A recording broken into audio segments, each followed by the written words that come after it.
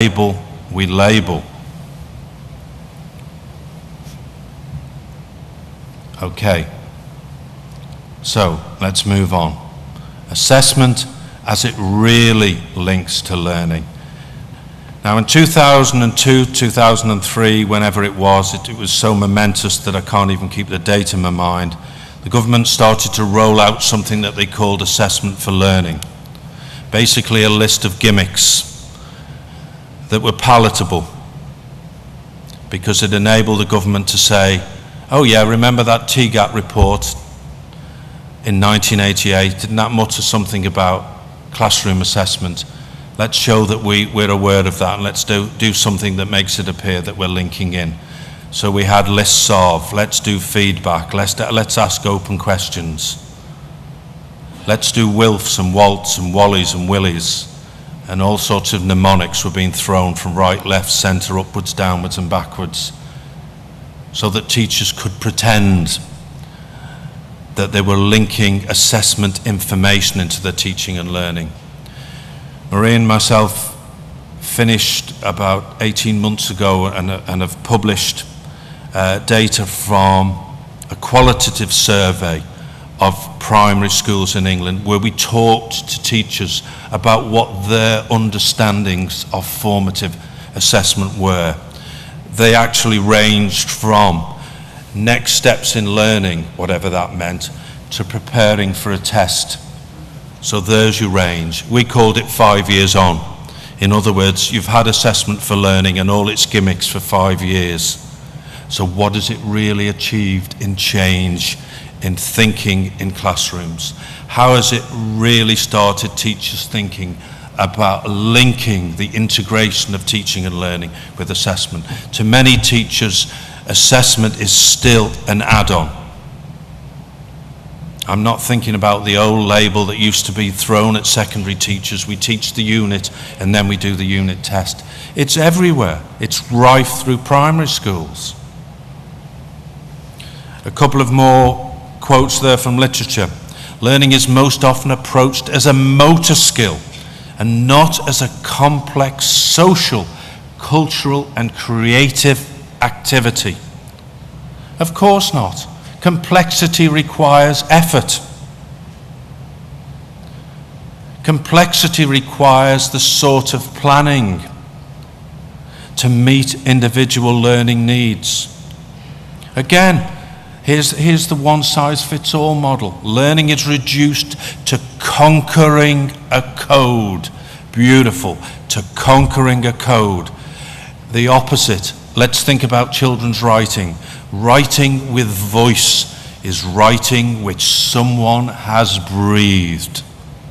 Let's hope we all breathe through the next 4 or 5 days, that we move out of our so comfortable shells within the little empires that we create for ourselves and start to challenge ourselves.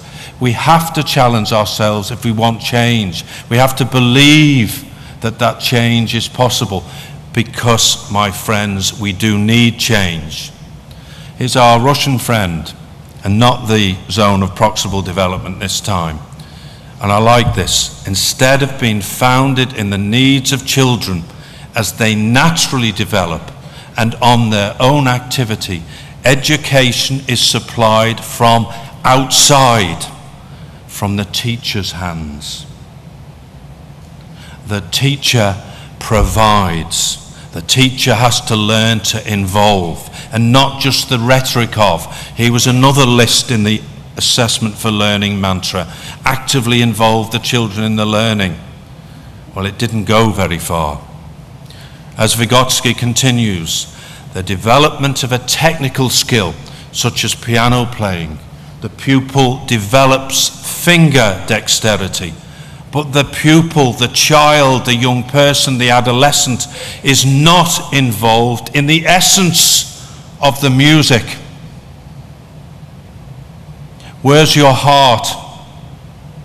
Where's the heart of teachers to get children once more to beat outside this metronomic pedagogy? let's move on to an even harder message, as if I haven't been hard enough on you already. Assessment produces loss of dignity and humanity. Now this guy, Jimmy Reed, was a socialist in England, Scotland in the early 70s. And he watched an industry, in his case a ship-making industry, fall apart. The feeling, you can see the parallels, I hope, so I won't belabor them.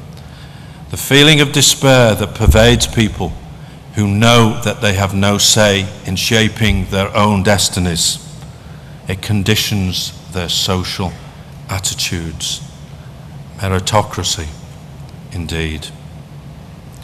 And that message at the bottom is so profound that sometimes I can't actually even say it without, even to my old gnarled features, a little tear appears here.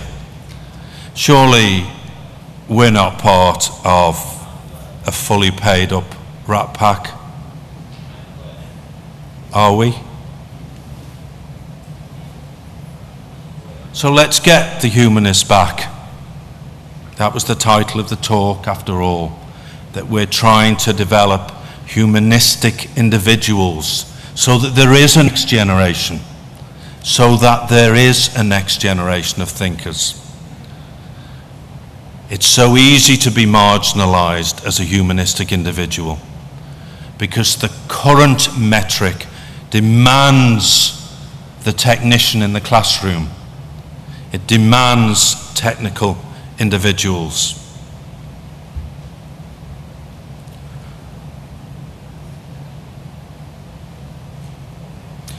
As Kress, piece from 2009, states, and I agree with this so strongly, the agency of learners, we're all learners, the agency of learners has to be taken seriously and placed at the center of pedagogy. The learners have to be involved in the creation of the learning, the centrality of learners as the designers of texts and the designers and makers of meanings. The designers and makers of meanings has to be the starting point of education for future generations. There is no place for this one-size-fits-all. There is no place for this testocracy. If you're going to have individuals for the future, if you're going to have a generation of thinkers, those young people have to be involved as the designers and makers of meanings. And this isn't new. Self-regulated learning, co-construction, formative teaching and learning. Oh, yes, I heard that word. Yes, that's right. That's what you do, isn't it?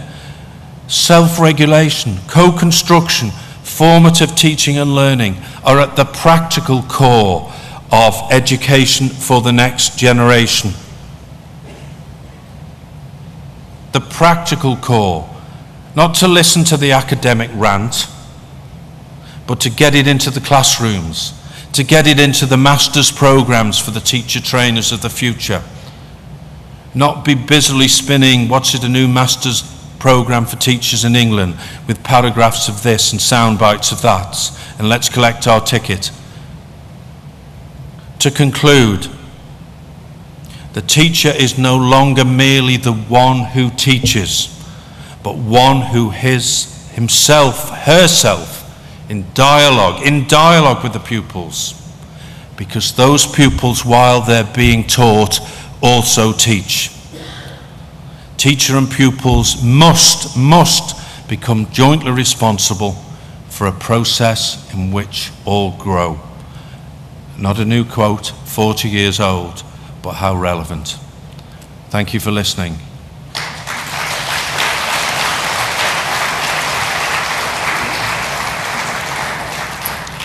Thank you, Bill. It was a wonderful talk, really mesmerizing. And please, any questions? Any questions from the audience? Well, that was a controversial way to start an assessment conference, I must say. I'd just like to ask the speaker, have you ever been in a classroom you liked? And if so, what did you see there? Thanks. Thank you very much indeed for being the brave one to start off the questioning. That was one of my